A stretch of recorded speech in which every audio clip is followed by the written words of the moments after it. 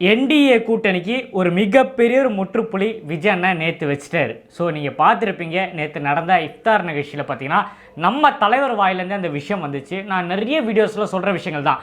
So எல்லாம் வதந்திகள் தான். அது கன்ஃபார்ம் ஆகிற வரைக்கும், அதாவது தலைமை சைட்லேருந்து அறிவிப்பு வர வரைக்கும் எதையும் நீங்கள் நம்பாதீங்க. விஜய் அண்ணா ஆரம்பத்தில் விக்ரமண்டி மாடல்லே அவரோட தெளிவான ஒரு வியூ என்னன்றதை சொல்லிட்டார். நம்ம டிஎம்கேவை எதிர்க்கிறோம், நம்ம அரசியலில் கடுமையாக எதிர்க்கிறோம், அதில் மாற்றுக்கிறதே கிடையாது. அதே மாதிரி கொள்கை ரீதியாகவும் நம்ம சொல்லிட்டோம், நமக்கு பிறப்புக்கும் எல்லாம் இருக்கும், நம்மளோட கோட்பாடே அதுதான்.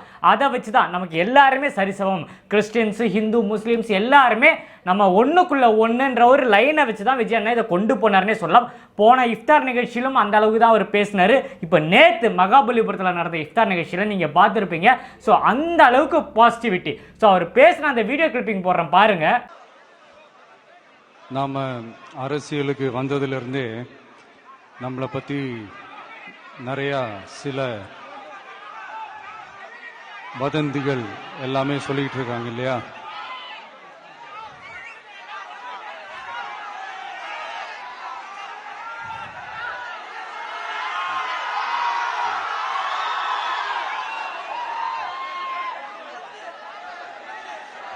ஒரு சின்ன விஷயம் நான் சொல்லிட்டு போயிடுறேன், கொஞ்சம் சைலண்டாக இருங்க ப்ளீஸ். நாம் அரசியலுக்கு வந்ததுலேருந்தே நம்மளை பற்றி நிறைய சில வதந்திகள், அந்த டீம் இந்த டீம் அப்படிலாம் சொல்லிக்கிட்டு இருக்காங்க இல்லையா? ஆனால் இவர் எந்த டீமும் கிடையாது, மக்களுடைய டீம், பீப்புள்ஸ் டீம் அப்படின்னு எல்லாருக்கும் தெரிஞ்சதுக்கப்புறம் வேற என்ன அவதூறு பரப்பலாம் இவர் மேலே அப்படின்ட்டு ட்ரை பண்ணி எல்லாமே அவங்களுக்கு ஒர்க் அவுட் ஆகலை. ஸோ கடைசியில் என்னதான் இந்த விஜயை பண்ணலாம் அப்படின்னு நினைக்கும் போது தான் இந்த கூட்டணி அந்த கூட்டணிலாம் சேர போறாரு அப்படின்ட்டு ஒரு பொய்யான ஒரு பிரச்சாரத்தை பண்ணிக்கிட்டு இருந்தாங்க. இந்த நியூஸ் எல்லாம் கேட்டு நீங்கள் கொஞ்சம் கன்ஃபியூஸ் ஆயிருப்பீங்க. அதனால இங்கே மறுபடியும் ஓப்பனாக தெளிவாக ஒரு விஷயத்தை நான் சொல்கிறேன். நாங்கள் எப்பவுமே மதச்சார்பற்ற கொள்கைன்றதில், அந்த ஸ்டாண்ட்லேயோ, மதச்சார்பற்ற சமூக நீதி என்ற அந்த நிலைப்பாட்டிலேயோ எப்பவுமே சமரசம் வச்சுக்கவே மாட்டோம். நம்மளுடைய தலைமையில தான் ஆட்சி அப்படின்றதுல எப்பவுமே உறுதியா இருக்கிறோம். நம்மளுடைய முதல் மாநாட்டில் கூட நான் சொன்ன மாதிரி அரசியல்ல யாருக்காகவும் எதுக்காகவும் எந்த விதமான ஒரு சமரசமும் நாம வச்சுக்க போறதே எல்லாம் அந்த பேச்சுவார்த்தையே கிடையாது.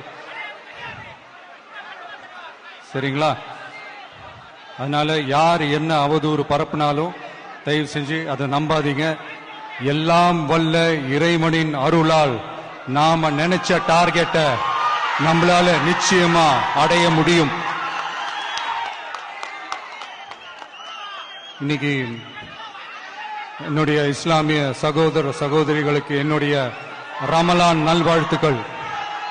கான்பிடண்டா இருங்க, நல்லதே நடக்கும், வெற்றி நிச்சயம்.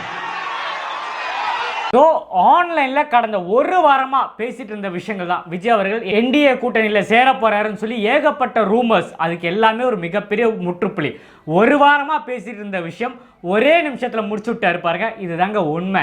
ஸோ எதுலையுமே காம்ப்ரமைஸ் ஆக மாட்டார். அதாவது மத சார்பற்ற கொள்கையில் நாங்கள் உறுதியாக இருக்கிறோம், அதில் எந்த சமரசமும் கிடையாதுன்னு சொல்லி போல்டான ஒரு ஸ்டேட்மெண்ட் கொடுத்துட்டாங்க. ஸோ இதை வச்சு தான் பார்த்தீங்கன்னா திமுக சைட்லேருந்தும் சரி, எடப்பாடி பழனிசாமியாக இருந்தாலும் சரி, எல்லாருமே விஜய் அவர்களை சுற்றி தான் ஒரு மிகப்பெரிய அரசியல் பண்ணிட்டு இருந்தாங்க. இப்போ நம்ம சப்ஸ்கிரைபர்ஸுக்கும் நம்ம தோழர்களுக்கும் முக்கியமாக இந்த சிறுபான்மைகள் ஓட்டுன்னு சொல்லுவாங்க. ஸோ அவங்களுக்கெல்லாம் ஒரு மிகப்பெரிய விளக்கம் வந்திருக்கும். ஸோ இதுதான் நடக்குது. விஜய் அண்ணா எந்த கூட்டணிக்கும் போல 234 தொகுதியிலும் இப்போ வரைக்கும் பார்த்தீங்கன்னா நம்ம தனிச்சு போட்டிடுறதான் பார்த்தீங்கன்னா மீடியாலெல்லாம் பேசுகிறாங்க. ஸோ விரைவில் பார்த்தீங்கன்னா நம்ம ஒஃபிஷியலாக நம்ம தலைமையிலேருந்து கேண்டிடேட்டை அனௌன்ஸ் பண்ண போகிறாங்க, எந்தெந்த தொகுதியில் யார் யார் நிற்க போகிறான்ட்டு. ஸோ ஆல்மோஸ்ட் எல்லாமே நம்ம தமிழக வெற்றிகரம் சைட்லேருந்து தான் பேசிகிட்டு இருக்காங்க. ஸோ இனிமேல் ஏதாவது கூட்டணிகள் இருக்கா, யாராவது வரப்போகிறாங்களா, ஏதாவது ஒரு ட்விஸ்ட் இருக்கான்றதெல்லாம் தலைவர் அனௌன்ஸ் பண்ணும்போது தான். ஸோ ஆரம்பத்தில் நான் ரெகுலராக பேசுகிற விஷயங்கள் தான். காங்கிரஸ் நம்ம கூட கூட்டணி வர வாய்ப்புகள் இருக்குன்ட்டு. ஸோ இப்போ நான் சொல்கிறேன், அது மட்டும்தான் எனக்கு தெரிஞ்ச ஒஃபிஷியலான பேச்சுவார்த்தைகள் போச்சு. நம்ம கூட அவங்க சேர்ற மாதிரி இருந்தாங்க. ஆன்லைன்லலாம் நீங்கள் பார்த்துருப்பீங்க. அவங்க சைட்லேருந்து நமக்கு கொடுத்த சப்போர்ட் ஒரு 2 பேரை தவிர மீதி எல்லாமே காங்கிரஸில் இருக்கிற எல்லாருமே அடிமட்ட தொண்டர்கள் வரைக்கும் பார்த்தீங்கன்னா தமிழக வெற்றி கழகத்தில் இணையம் தான் பேசிட்டு இருந்தாங்க. ஸோ அந்த அளவுக்கு பார்த்தீங்கன்னா பாசிட்டிவாக போயிட்டு இருந்து. ஸோ இப்போ கடைசி நிமிஷத்தில் அது சில பல மாற்றங்கள்லாம் ஏற்பட்டது. அவங்க திமுக போய் இணைஞ்சாங்க. பிரேமலதா மேடம் பார்த்தீங்கன்னா திமுக போய் இணைந்தாங்க. இதுக்கெல்லாம் காரணம் என்னன்னு பார்த்தீங்கன்னா, இப்போ நேற்று வந்து அறிவிப்பு நீங்கள் பார்த்துருப்பீங்க. கம்யூனிஸ்ட் கட்சி இதுக்கு முன்னாடி எலெக்ஷனில் 6 சீட்டு வாங்கியிருந்தாங்க. இந்த எலெக்ஷனில் அவங்களுக்கு 5 சீட்டு தான்.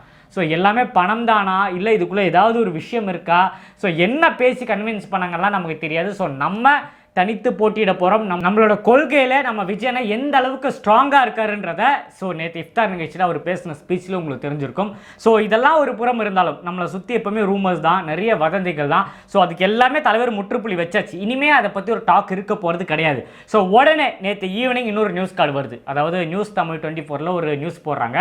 கரூர் விவகாரத்தில் விஜயனை கூப்பிட்டு என்கொயரி பண்ணாங்களே, ஸோ அதில் பார்த்தீங்கன்னா ஜனநாயகன் படத்தோட ஷூட்டிங்கு அந்த கூட்டத்தில் எடுத்திருக்காங்க. ஃபூட்டேஜ் நிறைய பார்த்தீங்கன்னா ஜனநாயகன் ஷூட்டிங்காக கரூரில் நடந்த இன்சிடெண்ட்டை வச்சு எடுத்திருக்காங்க அப்படின்னு சொல்லி ஒரு நியூஸ் கார்டை போடுறாங்க. அந்த நியூஸில் அதில் மட்டும் அதை ஃபோக்கஸ் பண்ணி அதை பற்றி பேசுகிறாங்க. என்னடா இது அப்படின்னோன்னா இமீடியட்டாக நம்ம கொள்கை பரப்பு லைலாமணி கிட்டேருந்து ஒரு அறிக்கை ஒன்று வருது. ஸோ நம்ம தோழர்கள்லாம் பார்த்தீங்கன்னா அது உண்மை கிடையாது, ஃபேக் நியூஸ்ன்னு சொல்லி போட ஆரம்பிச்சிட்டாங்க. ஸோ எதனாலன்னு தெரியல. அதாவது ஒரு விஷயம் முடிஞ்சால் அடுத்து கொண்டு வரணும். அதாவது இந்த திமுக சைட்லேருந்து ரெடியாக பேமெண்ட் பண்ணி ஒரு டீம் உட்கார வச்சுருக்காங்க. அதாவது இந்த விஷயத்தை நீங்கள் பரப்புங்க, இது ஃபுல்லாக தமிழ் மக்கள்கிட்ட எல்லாருக்கிட்டையும் இந்த விஷயத்தை போய் சேர்றதுக்குள்ளே அடுத்த வதந்தியை ரெடி பண்ணி வைங்க, அதுக்கு நம்ம சைடில் வந்து ஒரு கிளாரிஃபிகேஷன் வரும், இமீடியட்டாக இன்னொரு விஷயத்தை பரப்புங்கன்னு சொல்லி இந்த அளவுக்கு பார்த்தீங்கன்னா நெகட்டிவிட்டியை ஸ்ப்ரெட் பண்ணி வச்சுருக்காங்க. ஏன்னா நம்ம தோழர்களுக்கு ஒரே ஒரு விஷயம் நான் சொல்லிக்கிறேன், இன்னும் கிட்டத்தட்ட நமக்கு 1 மாதம் தான் இருக்குது. இந்த 1 மாதத்துக்குள்ளே யார் யார் மேலே கேஸ் போட முடியுமோ, யார் யார் மேலே அவதூறு பரப்ப முடியுமோ, யார் யார் மேலே தப்பாக பேச முடியுமோ எல்லாத்தையும் பார்த்தீங்கன்னா இந்த திமுக ரெடியாக வச்சுருக்காங்க. ஸோ அதனால் உஷாராக இருங்க. என்ன வேணால் நடக்கலாம், எப்போ வேணால் நடக்கலாம். ஸோ இதை நான் ஏன் சொல்ல காரணம் என்னென்னா, இப்போ ரீசெண்டாக இந்த தேர்தல் ஆணையத்திலேருந்து ஒரு அறிக்கை வந்தோடனே எல்லா இடத்துலையும் நம்ம போர்டு எல்லாம் கழட்ட சொல்லியிருக்காங்க. திமுகவோட போர்டும் கழட்ட சொல்லியிருக்காங்க, எல்லாமே கழட்ட சொல்லியிருக்காங்க. இனிமேல் நம்ம அதெல்லாம் எதிர்கொள்ளணும். ஆனால் நம்ம புது கட்சின்னும் போது நமக்கு இதெல்லாம் புதுசு. அதனால் நம்ம தோழர்கள் எல்லாம் ஜாக்கிரதையாக இருக்கணும்னு சொல்லி இந்த வீடியோ முடிச்சுக்கிறேன். ஸோ நீங்கள் நேற்று நடந்த நிகழ்ச்சியை பற்றியும் இந்த அவதூறு பரப்புறாங்களா இந்த திமுக அரசு சைட்லேருந்து நம்ம மேலே அவதூறு பரப்புறதை பற்றிலாம் நீங்கள் என்ன நினைக்கிறீங்க? நீங்கள் எந்த அளவுக்கு ஸ்ட்ராங்காக இருக்கீங்க? விஜயன் கொடுத்த நேற்று ஸ்டேட்மெண்ட், நம்ம எந்த கூட்டணிக்குள்ளேயும் போல, நம்ம மக்கள் பக்கம் தான், மக்கள் தான் நம்ம டீம்னு சொன்னதை பற்றி என்ன நினைக்கிறீங்க? ஸோ உங்கள் மனநிலை இப்போ எப்படி இருக்குன்றதை மறக்காமல் கமெண்ட்டில் ஷேர் பண்ணுங்கள். அதே மாதிரி நம்ம சேனலில் நிறைய பேர் சப்ஸ்கிரைப் பண்ணாமல் பார்த்துட்டு இருக்கீங்க. கீழே பார்த்தீங்கன்னா ரெட் கலரில் ஒரு பட்டன் இருக்கும், கிளிக் பண்ணி சப்ஸ்கிரைப் பண்ணி வச்சுக்கோங்க. பக்கத்தில் ஒரு பெல் பட்டனும் இருக்கும், அதையும் கிளிக் பண்ணுங்கள். அப்போ தான் நான் போடுற வீடியோ உடனே உங்களுக்கு நோட்டிஃபிகேஷன் வரும். நிறைய பேர் என்னோட இன்ஸ்டாகிராம் ப்ரொஃபைல் பற்றி கேட்டிருந்தீங்க. வில்லிவாக்கம் ஜே அஸ்வின், அதான் என்னோட இன்ஸ்டாகிராம் ப்ரொஃபைல். ஃபாலோ பண்ணி வச்சுக்கோங்க. அங்கேயும் நிறைய ரீல்ஸ் எல்லாம் போடுறேன். அதே மாதிரி ரோட் சைட் அம்பானிஸுக்கும் ஃபேஸ்புக்லேயும் பேஜ் இருக்குது, அங்கேயும் நம்மளோட வீடியோஸ் எல்லாம் ரெகுலராக வந்துட்டுருக்கு. அதனால் அதையும் ஃபாலோ பண்ணி வச்சுக்கோங்க. உயிர் இருக்கிற வரைக்கும் தலைவர் தளபதியை பற்றியும் தமிழக வெற்றி கழகத்தை பற்றியும் பேசிக்கிட்டே இருப்பேன். இன்னும் நிறைய வீடியோ சந்திப்போங்க. ஸ்டார்ட் டேக்கர் பாபாய். நான் உங்கள் ஏஜே. நன்றி.